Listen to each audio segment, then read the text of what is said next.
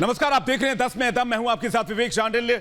आपको बताएंगे बड़ी खबर उत्तर प्रदेश को लेकर, योगी आदित्यनाथ को लेकर इस वक्त बहुत बड़ी खबर मिल रही है। क्या कहा है बीजेपी सांसद साक्षी महाराज ने, इस पर भी नजर डालेंगे और साथ ही आपको बताएंगे तालिबान को लेकर क्या स्थिति है अफगानिस्तान में। लेकिन उससे पहले आपको बता दें कि रिपब्लिक भारत आपसे जुड़े हर एक मुद्दे की आवाज उठाता है, तो आप भी अपनी आवाज उठाइए और रखिए अपने विचार को ऐप पर। एक बड़ी खबर आपको बता रहे हैं, बीजेपी सांसदों की बैठक खत्म हो गई है। बीजेपी सांसदों की बैठक बता दें आपको कि कॉन्स्टिट्यूशन क्लब में चल रही थी और अब यह बैठक खत्म हो चुकी है। और साक्षी महाराज ने बड़ा दावा किया है। साक्षी महाराज ने कहा है कि कोई भी आ जाए हिंदुस्तान से उसका स्वागत है, लेकिन ये जो जोड़ी है मोदी और योगी की, उसका कोई जवाब नहीं है, इसका कोई तोड़ नहीं है, ये साक्षी महाराज ने कहा है। साक्षी महाराज ने बहुत बड़ा बयान दे दिया, यानी कि बीजेपी यूपी जीत को लेकर आश्वस्त नजर आ रही है। बैठक में जितनी भी चर्चाएं हुई हैं, जो भी मंथन हुआ है, उसमें यह चर्चा जरूर चली हुई कि उत्तर प्रदेश में वापसी के लिए योगी आदित्यनाथ की सरकार और बीजेपी किस तरह की रणनीति अपनाए। लेकिन साक्षी महाराज ने इशारा कर दिया कि बीजेपी उत्तर प्रदेश को लेकर आश्वस्त नजर आ रही है। साक्षी महाराज का बड़ा बयान सामने आया है, मोदी और योगी का कोई तोड़ नहीं है। साक्षी महाराज ने क्या दावा किया, यह सुनवाते हैं आपको। सारा हिंदुस्तान उत्तर प्रदेश आ जाए, हम सबका स्वागत करते हैं, पर योगी मोदी का तोड़ हिंदुस्तान में अभी नहीं है। भारी बहुमत से उत्तर प्रदेश में भाजपा की सरकार योगी जी के नेतृत्व में बनेगी। और श्वेता हमारी सहयोगी लगातार वहां पर मौजूद है, सीधे उनके पास चलेंगे। श्वेता, बहुत बड़ी खबर, साक्षी महाराज ने कहा है योगी और मोदी का कोई तोड़ नहीं है, पूरा हिंदुस्तान भी आ जाए। इशारा ओवैसी की तरफ है और बाकी लोगों की तरफ है जो उत्तर प्रदेश में इस वक्त सियासी रणनीति में वहां पर उतरने वाले हैं और चुनावी रणनीति में बनाने वाले हैं। देखिए, बिल्कुल सीधी सी बात है कि साफ तौर पे कहा गया यही बात साक्षी महाराज की ओर से। जो भी सांसद आए, जब अंदर मीटिंग हुई तो उसमें तमाम चीजों को समीकरण उत्तर प्रदेश के चुनावों को देखते हुए ये साधे गए। और ये बात बहुत अहम है क्योंकि हमने ये देखा है कि जो बाकी पार्टीज हैं, क्षेत्रीय पार्टियां, वो किस तरीके से हर कार्ड खेल करके उत्तर प्रदेश चुनाव में बढ़त हासिल करने की कोशिश करें। देखिए, मैं तस्वीर इस वक्त आपको दिखा रही हूँ, जो सांसद है वो बाहर आ रहे हैं। जो सांसद 44 सांसद दरअसल यहाँ पर थे आज, जिनके साथ ये मीटिंग की गई है, उनको ये बताया गया कि आगे का विजन क्या होगा, किस तरीके से आगे बढ़ना चाहिए, उत्तर प्रदेश चुनाव में कैसे किले फतेह की जाएगी, कैसे जीत हासिल की जाएगी और उसका फॉर्मूला बीजेपी का क्या होगा। विधायकों का फीडबैक भी लगातार ली गई।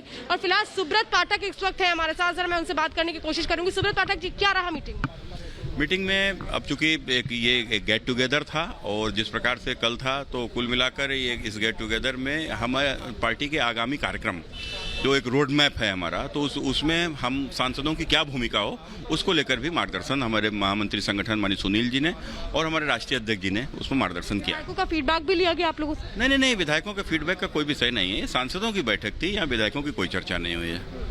अच्छा, ये भी कहा गया प्रधानमंत्री मोदी की ओर से कि सारे सांसद जन आशीर्वाद यात्रा के जरिए बीजेपी की जो मुहिम है उसको आगे बढ़ाएंगे, ये बताएंगे कि बिल्कुल श्वेता, आपके पास वापस लौटेंगे। हिमांशु भी हमारे साथ मौजूद है, उनके पास चलते हैं। हिमांशु, सबसे बड़ी बात, योगी और मोदी को लेकर बीजेपी उत्तर प्रदेश को लेकर कम से कम आश्वस्त नजर आ रही है। साक्षी महाराज ने भी इशारा कर दिया है। देखिए सीधे तौर पर हम बातचीत करेंगे कि गृह राज्य मंत्री क्या कहते हैं। सर, सीधी सवाल है कि उत्तर प्रदेश में अब चुनाव आने वाले हैं, क्या कहना कहेंगे, क्योंकि किसानों का मुद्दा सबसे बड़ा है। देखिए, उत्तर प्रदेश में हम 2017 में सत्ता में आए थे। पिछले 4.5 साल में हमने विकास की अनेक योजनाएं वहां पर चलाई हैं, जिसके फलस्वरूप हमारे प्रदेश में लोगों को घर मिले हैं, गांव-गांव तक, घर घर तक बिजली पहुंची है, गैस के सिलेंडर मिले हैं, मकान बने हैं, शौचालय बने हैं, सड़कें, बिजली, पानी, परिवहन, ऐसी बहुत सारी सुविधाएं देने के साथ साथ हमने कानून का राज स्थापित किया है। लोगों का विश्वास हमने अर्जित किया है। उत्तर प्रदेश में 2022 में 350 से अधिक सीटें लेकर के फिर से आप लोगों के लिए लेटर लिखा कि अब आप लोगों को एक नई यात्रा शुरू करनी है पूरे देश भर में, लेकिन उत्तर प्रदेश फोकस्ड रहे। जी, भारतीय जनता पार्टी हमेशा काम करने वाला। आपके पास भी वापस लौटेंगे। श्वेता हमारे साथ लगातार बनी हुई है, श्वेता के पास लौटे। लेकिन इससे पहले देखिए कि इस बैठक में 44 सांसद पहुंचे। 44 सांसद के साथ साथ योगी आदित्यनाथ और जेपी नड्डा वहां पर मौजूद थे। और वहां पर जो रणनीति बनी वो ये कि चाहे कोई भी आ जाए उत्तर प्रदेश में, जैसा कि आप देख रहे हैं कि ओवैसी से लेकर तमाम बड़ी पार्टियां उत्तर प्रदेश का रुख कर रही हैं। कांग्रेस फिर से जोर लगा रही है, जिसका अस्तित्व, सियासी अस्तित्व बिल्कुल नगण्य हो चुका है।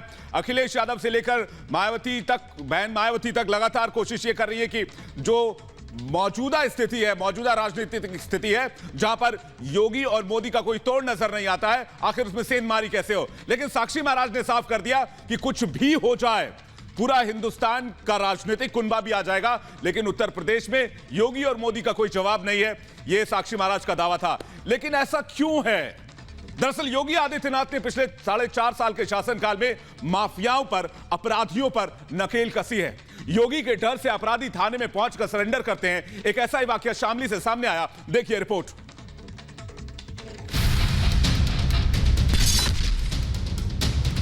ऐसी तस्वीरें योगी सरकार में अपराधियों के डर की पहचान है।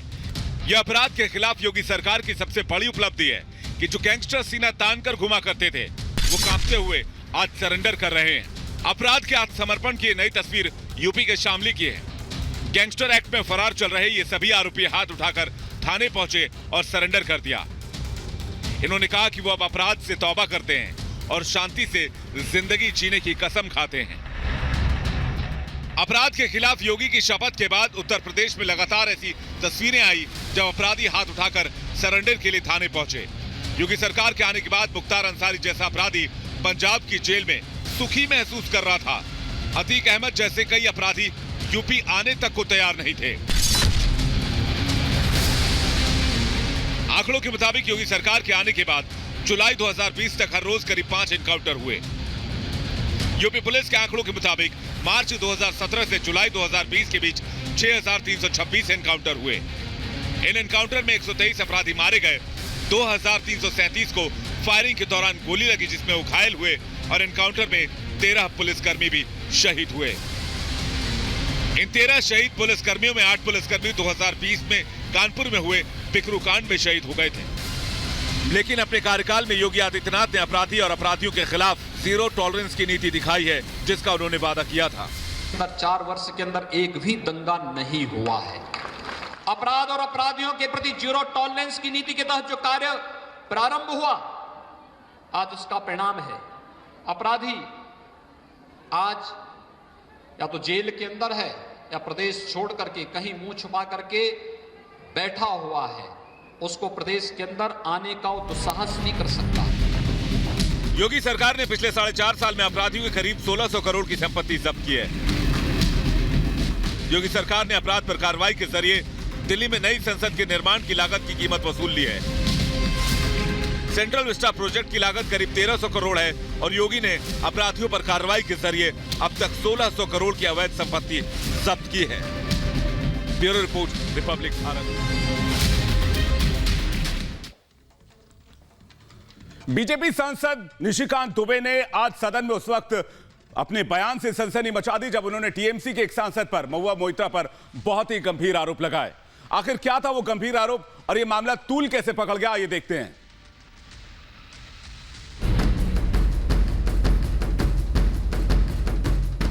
टीएमसी ने किया बिहार का अपमान। बिहारी जो होते हैं सबसे ज्यादा मेहनती होते हैं। महापुरुषों की धरती रही है, गांधी जी की कर्म भूमि रही है। बिहार से टीएमसी को नफरत क्यों है? तो इसमें हमको क्यों पूछ रहे हैं? अब जाके उसको पूछो। देश की राजनीति में एक बार फिर से बिहार अस्मिता को लेकर बड़ी बहस छिड़ गई है। झारखंड से आता हूँ और बिहारी गुंडा कहकर संबोधित किया गया एक महिला के द्वारा, तृणमूल कांग्रेस के द्वारा। हमने ये अपने लाइफ में नहीं देखा। बीजेपी सांसद निशिकांत दुबे का आरोप है कि टीएमसी सांसद महुआ मोइत्रा ने उन्हें बिहारी गुंडा कहा है, वो भी एक बार नहीं बल्कि 6 बार। एक नहीं 3 बार इसने बिहारी गुंडा, बिहारी गुंडा, बिहारी गुंडा और उसके अलावा और भी मां बहन की जो गाली हो सकती है, एक महिला इस तरह से गाली दे, मेरे 13 साल के संसदीय इतिहास में ये पहली बार हुआ।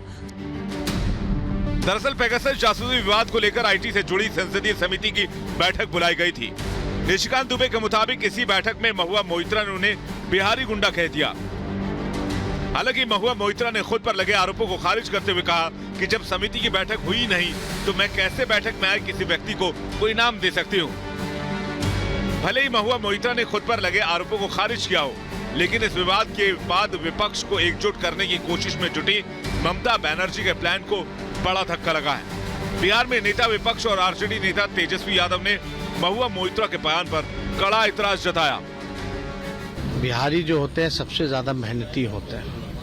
महापुरुषों की धरती रही है, गांधी जी की कर्म भूमि रही है। तो अगर ऐसी बात अगर कोई कह रहा है इंडिविजुअल कैपेसिटी से, ये दुखद है। बिहार के उप मुख्यमंत्री रहे सुशील कुमार मोदी ने महुआ मोइत्रा के विवादास्पद बयान के लिए ममता बनर्जी से माफी की मांग की है।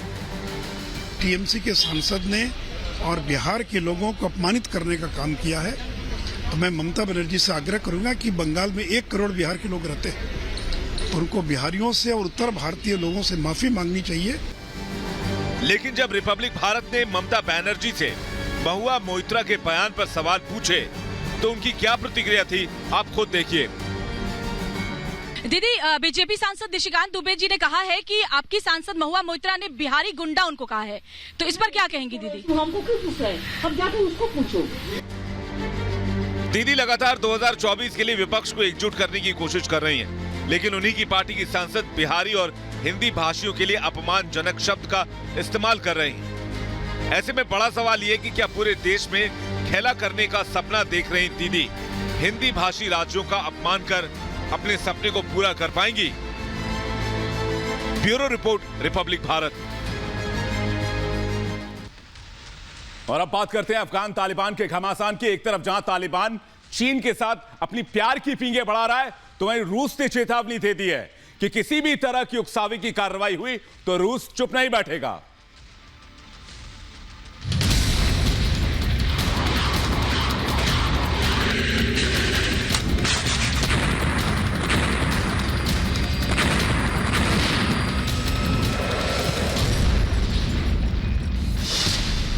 तालिबान पाकिस्तान चीन की यारी पर रूस पड़ेगा भारी।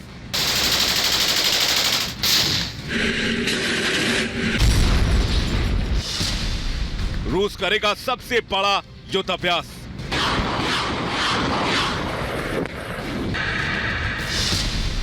रूस ने अफगान सीमा पर उतारी अपनी सेना।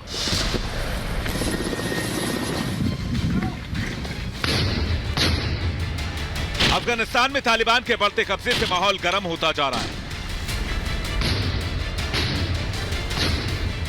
और तालिबानी खतरे को भांपते हुए रूस ने अब ताजिकिस्तान में बड़े पैमाने पर अपनी सेना और भारी हथियार भेजने शुरू कर दिए हैं। रूस अब ताजिकिस्तान और उज्बेकिस्तान के साथ मिलकर एक बड़ा युद्धाभ्यास करने जा रहा है।